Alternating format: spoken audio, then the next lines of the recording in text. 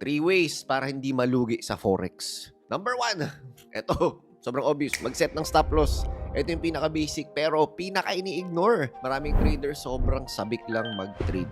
Pasok na ng pasok. Pero walang clear na exit plan, walang clear na SL. Kaya ang ending, pag mali yung trade, hinihintay na lang, umaasa hanggang sa wali na. Sunog na pala yung account.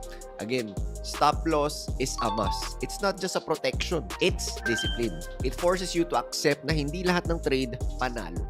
Number 2, ayan, mag-journal ng trades. Aminin natin, ayaw ng marami nito. Ang hassle, nakakatamad, ang tagal, hindi naman yung kailangan. Pero, ito ang hindi nila nakikita. If you don't track your trades, you'll never improve your trades. Ang journaling, parang salamin.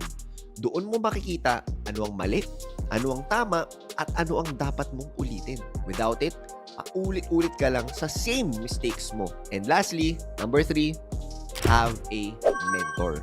Yes. Alam ko, sobrang daming video sa YouTube, mga free. Sobrang daming ibang free resources. Pero, iba pa rin talaga kapag may makakausap ka.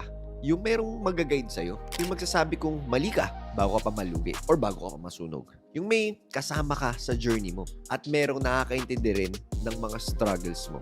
Kasi, let's be real, Forex, hindi lang talaga yan technical. It's emotional and yung buong pagkatao mo talaga. At mahirap yan gawin mag-isa. Now, if you want to finally minimize yung losses mo sa Forex at i-maximize mo na yung mga gains mo, meron akong free training to show you exactly how. Click mo na yung link sa baba and I'll see you there.